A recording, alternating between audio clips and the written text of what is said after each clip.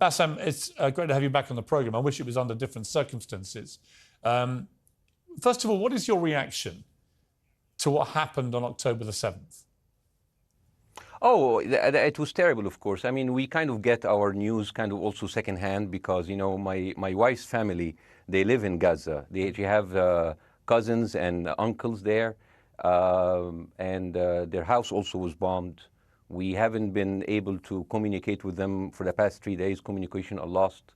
So we don't know actually what is the, how are they doing, but, you know, we're used to that. I mean, it's just like, it's very repetitive. We're used to that. We're used to them being bombed every time and moving from one place to the other.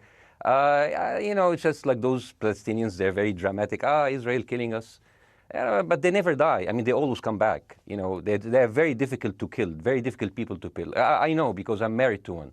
I tried many times, couldn't kill her. I mean, there's a dark humour there, and I understand why. Because no, it's not dark humour. I try to get to her every time, but she uses our kids as human shields. I can never take her out. Again, I understand the humour, but to be serious, Bassem, about this, tonight there is... I will be serious. Now, I will be serious. I was watching your interview with Ben Shapiro, and I'll tell you one thing. Yeah. I think that Ben Shapiro is one of the smartest people who ever walked this earth. He's very, very smart. I follow him, and I believe everything he said. And when he came on your show, his solution was, and I quote, his solution was that the solution for this is for Israel to annex Gaza and to kill as many son of bitches as possible to make sure that this will never happen again. And anyone who called for a ceasefire will be a terrorist sympathizer. So God forbid, I don't want to be labeled as a terrorist sympathizer. So I agree with Ben Shapiro. I think we should kill as many son of bitches as possible. Well, let me, so far, but Bassem, let me... so far, 3,500 people were killed, including 5,000 son of bitches in the bombing of the Baptist hospital as we speak right now. 1/3 of those 3,500 were children. So my question to Ben Shapiro is, how many more son of bitches do we need to kill so Ben Shapiro is happy? Okay, because it changes Bassem, from 1 year. It changes from one. I'm sorry that. Listen, I'm really at a disadvantage here. I'm looking at a camera. I don't see you. I can hear you on my ears. The reason I'm interrupting is I think you might be. I think you're conflating different interviews with Ben Shapiro. He didn't use the phrase "sons of bitches" with me. Let me play to you what he actually said on my show. He did. Go back to your interview. No, he didn't. That was another interview. But let me play what he said to me here. Well, frankly, I don't believe in proportionate response to terrorism. I believe that the way that you stop terrorism is with wildly disproportionate response. That doesn't mean in terms of targeting civilians. It means in terms of killing as many terrorists as humanly possible and allowing them to dictate the terms of engagement by hiding behind civilians in areas that they are supposedly responsible for means that the only option for Israel is to surrender to Hamas's hatred of its own citizens, its willingness to use its own children as human shields. No country worth its salt could ever do that.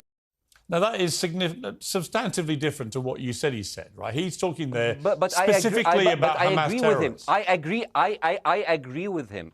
The thing is, the question is, what is a proportionate response? Because it has been different from one tier to another. So if you look to this graph, for example, this is the death of Israeli and Palestinians, and it's changing from 1 year to year. It's like fluctuating like crypto. So my question is today, what is the going rate today for human lives? I mean, 2014 was a great year for Ben Shapiro. 88 Israelis were died, and there was 2,329 Palestinians killed on the other side. That is one Israeli for 27 Palestinians. That is a very good exchange rate. What I'm saying is, what is the exchange rate for today?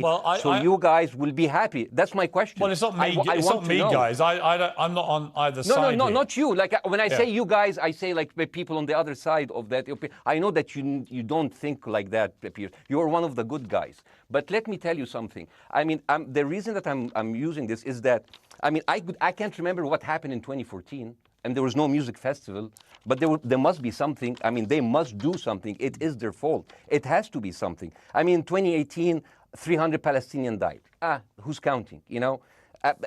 So the thing is, what my question is, let's find what is the exchange rate for human life today so we expect the future death of Palestinians and we'll be happy to it. My response to that would be this, Bassem. I've thought carefully about this because I think it's very tricky for people like me to immerse ourselves into a conflict where we're not directly involved. And I thought carefully about what I feel about this. I feel that the scale of what Hamas did on October the 7th supersedes anything else I've seen in this conflict, really ever. The savagery, the butchery, the slaughter of 1,300 people, the shooting of babies, the 100%. kidnapping of grandmothers, and so on. So if we can agree on that, which I think is inarguable, then the question then becomes, again, about proportion. I don't disagree that there's been a lot of bad stuff on both sides going back historically for decades. But if we agree that this was on a different level altogether, quite deliberately by Hamas, designed to provoke. No, here's my question. Let me ask you a question. And the question, because you raised it earlier about proportion. I honestly don't know what the proportionate response is. I honestly don't. I don't. I've been watching the airstrikes this week thinking... So what's your question? Well, I would ask you, if you were Israel, what would you... If I was Israel. If you were Israel and that had happened to you, what would you think would be the appropriate way for the country to respond? I would do exactly like Israel did, kill as many people as possible, since the world is letting me do it. I mean, I can do it because I can, you know. But the thing is, you know what? I agree with you. And you know what? I'm going to be even ahead of you, because I see the question coming. Do you condemn Hamas for the atrocity? Yes, I condemn Hamas. I condemn Hamas. I condemn Hamas is the source of all evil. They're a reason for everything. And you know what? Let's, for a minute, imagine a world without Hamas. Right. What will this world look like? Let's give this word a name, and let's name this word the West Bank. Hamas has absolutely no control in the West Bank. And since the beginning of this year, only through August, 37 Palestinian kids were killed. No music festival, no paragliding, no Hamas. Since the occupation of the West Bank, 7,000 Palestinians were killed. No music festival, no paragliding, no Hamas. I can go on and on and on and on. No, but you don't need to, because in a way you're preaching to the choir. I've folled this crisis. Oh no, you're not preaching. So the thing is, like, in the sense that I know that what you're saying has validity. Of course, Piers. By the way, Piers. I am at a disadvantage here. I can hear you. I cannot see you. I am in a claustrophobic room, and so please cut me some slack and don't interrupt me and interrupt my points. Sure. So, because this has to be fair. Understand. Because if you want to only hear your opinion, I can just condemn Hamas and go home. I can do that. So, do you want to do that, or do you have a much more nuanced conversation? No, I absolutely want to have a nuanced conversation. I wasn't aware I was interrupting you. I thought I was letting you speak. Amazing. So let's. I mean, I would say I really applaud Israel for doing one thing that no military force in the world does. Because I heard Ben Shapiro and I heard Ron DeSantis, and they said Israel is the only military force in the world that warns civilians before bombing them. I mean, how fucking cute. That is so nice of them. Because with this logic, if Russian troops started warning Ukrainians before bombing their houses, we're cool with Putin, right?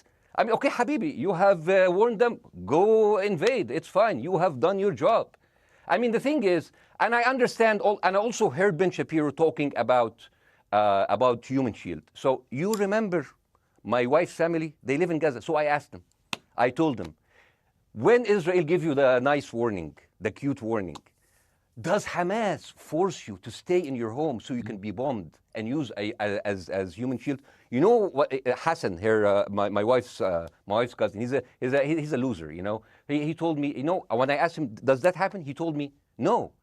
The lying son of a bitch lied to me. I told him, you don't understand. Ben Shapiro and Ron DeSantis keep saying that Israel warned you and Hamas asked you to stay put. So I told you, he's a loser. He never kept a job. He even failed in all of the interviews to become like a human shield. I would believe Ben Shapiro. Let me ask you this, So let's go with that. No. Let me ask you At some point, I must be able to ask you questions.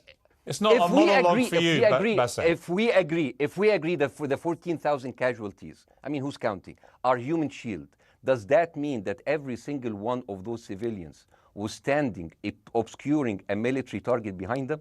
Because that's a lot of weapons. I mean, Hamas is packing. No, of course it doesn't. And look, it doesn't. So there's some collateral damage. Lots of collateral damage. Yes. It's fine. Yeah. You kill some to save some and then kill some more. Yeah, I agree. Yeah. Well, let me ask you this. Again, it comes back to proportionate response. When the world decided it had to get rid of ISIS because of the appalling butchery they were carrying out, it did so by also killing, very sadly, a lot of civilians along the way by doing airstrikes against places which But killing held civilians are ISIS inevitable. fighters. You So said that in the beginning. My point is, it's inevitable. Yeah, but once inevitable. Israel has decided that they want to get rid of Hamas, and Hamas is embedded with civilian population, I'm very concerned about what's going to happen next. I've written a column tonight saying, I remember the Iraq War, which I opposed, right? I remember all this. So my question for you is, what would you think would be an appropriate response by Israel to what happened? Surprise this time. What will be the twist that will make this work this time? What? What will be different this time? Seriously, I mean, like, this is only the last 15 years. I mean, because it's too many papers. I just got this. But how will this be different? And the thing is, I am so glad in the introduction that you mentioned the Iraq War. I applaud you, Piers, for saying that, because you were honest about it. You said that spreading lies like WMDs make people look at those people as less of humans, and they would accept the death of 1 million Iraqi, whether by sanctions or by invasion, right? You are a good man. This is amazing. And you know what is similar? Is when you spread the lies of 40 decapitated babies, although it was refuted. So what happens when people hear that, killing babies is horrible. But when you say decapitated 40 babies, you are planting a certain image with a certain trigger in people's mind. Who has said that? Who has said 40? Who has said that? Who has said 40 decapitated? Who has said that? You have repeated. No, I haven't. What? No. Ron DeSantis didn't say Nobody it? has said. Okay, Piers, no, nobody said it? No. Oh, okay, maybe I am wrong. Decapitated. Here's you're the thing. wrong. I've never said that. The thing, what happened, no, you're wrong. But the thing is, when Iraq, the thing is, the same thing is happening in Iraq. Ben Shapiro once tweeted, not even about Gaza, about the West Bank, when Israel continued to build the illegal settlement. He said, 2017, Israel likes to build things, and Arabs, not Palestine, not Hamas, Arabs, like to bomb crap and live in open sewage. Yeah, I thought that was very the Israeli defense minister, he said, those are human animals. And the thing is, Ben Shapiro should know better, because, long before the Holocaust, before Jewish people were thrown in the gas chambers, the Nazi propaganda called them rats. Now, as a human being, I will never accept that another human being being thrown into a gas chamber, but a rat, kill 10. Kill 1,000, 3,500. They are son of a bitch. They are human animals who live in open sewage and decapitate babies. And because of that propaganda, Mr. Morgan, that guy in Illinois, the 71-years-old guy, he killed, stabbing the 6-year-old Palestinian kid in Illinois 26 times. And he used to play with him. They used to be friends. But he went in, marching into their apartment, stabbing his mother and killing him, shouting, all Muslims could die. Yeah. It took you 80 years to change one word from Jewish to Muslim. And then you transferred your guilt to us and took away our land. Bاسم, let me ask you a question. That deal sucks, man. Let me ask you a question. How do we get from where we are now to peace? Well, first of all, you need to change the perception. Nikki Haley, the American presidential candidate, said, we are in Israel in this because it's a fight between good and evil. Now, if you already decided someone is good, he can do no evil. And if you decided someone is evil, it's good to kill them. Killing them is good. You see, and the thing is, it is not like something new. I mean, I look at history and I see, I'm sorry to say this, but Westerners has always dealt like this with indigenous people. You first treated them like savages, Native American, First Nation, Aboriginal. They're savages. Kill all the savages. And then when they're almost extinct, you start feeling sorry for them, like animals. So maybe the solution is that we kill as many Palestinians as possible, so the few of them that remains do not bother you. And maybe Netanyahu, when he lives for another 100 years, he'll become a tree hugger. Let me just challenge you on this. And he will campaign for preserving the three Palestinians. You keep talking about Westerners like me. Okay, so let me return the favor, okay? Hamas is dedicated to the complete eradication of Jewish people. I am not the spokesman for Hamas. I'm not saying you are. Why do you keep... I'm not saying you are. I'm not their spokesman. You're talking to me. I fucking hate them. Fuck Hamas. Hamas. No, are you happy? You're missing my point. You're talking in a generalized way about people in the West who always talk about Arabs as savages. I don't. No. I'm talking about America. I actually led the campaign. I led the media campaign listen, in this country against the Iraq War. Okay, so I don't see... I don't see people in the Middle East as savages. You are one of the good ones. But what I would say is, I'm not talking about you. You're great. No, it's not about me being amazing. great. We love you. It's about the way Hamas behaved on October the 7th was like savages, like a pack of savages. It was the worst atrocity against Jewish people since the Holocaust. There has to be, of course, there has to be a response. They should be eradicated. My question for you is, notwithstanding the history, Baasim, what is the proportionate response? But I don't know. But there's no Hamas in the West Bank, and they're still dying there. So what's your excuse? I don't have any excuse. Listen, I don't make any pretense that this hasn't been a massive problem between Palestine and Israel going back to the mid-40s. We all know this, right? Piers, listen. I'm not saying that you're making an excuse, but if you are adopting a certain point of view, you have to at least defend it. I'm telling you, there is no Hamas in the West Bank. What is the excuse? Not your excuse. What is the excuse to kill those people? Well, listen, this question of proportionality is one that... No, answer my question. I've been answering your question. You answer mine. It's actually not my job to answer your questions. It's not. Okay, not your job. Not. I agree with you. I'm more interested in you, who has family in Gaza, who's an Egyptian in the Middle East, right? I'm more interested in what you have to say. Okay, I'm telling you. I think Hamas is the problem, okay? Right. Now, let's say Hamas is removed. Let's Hamas. I'm agreeing with everything. You want me to condemn Hamas? I will condemn Hamas, Hummus, Hassan. You know what I'm going to do on your episode? I'm going to pretend that I'm an Israeli citizen. I'm going to put myself in the place of an Israeli settler in the kibbutz. And I want to speak to my Prime Minister, Benjamin Netanyahu. Mr. Benjamin Netanyahu, I have voted for you because you have promised us peace and prosperity and security. On the 7th of October, those son of bitches Hamas, they went into the fence that is regularly heavily guarded. Usually if there's like a dove that comes close to it, it will be shot. Those people went in and they went for 6 hours before IDF forces was deployed, killing our friends, our families, kidnapping our grandmothers and babies, and went in. I want to ask you, Mr. Prime Minister, after you have fractured the Israeli community and you have fucked our courts, our Supreme Courts, what are you doing with the money being given to you, to the United States? Also, you are carpet bombing Gaza with absolutely no regard to our hostages, our people. I heard a rumor in the kibbutz that you're doing that you let that happen as an excuse to carpet bomb Gaza, so you push them into Sinai. And I didn't believe that. That's like, not my Prime Minister. He can never do that. And then I watched an interview for Danny Ayalon. He was your chief advisor. He was also the Israeli ambassador to the United States. And you know what he said, Mr. Prime Minister? He said that the solution for those Palestinians is to go into a vast land of Sinai and live into tent cities temporarily, temporarily, wink wink, until we build Gaza again, and then we invite you back. يعني عبط احنا بقى. يعني فاهمني؟ We've seen this movie before. So يعني, and when I saw this, I couldn't explain to my fellows in the kibbutz, how come our Israeli government is trading human lives for another piece of land?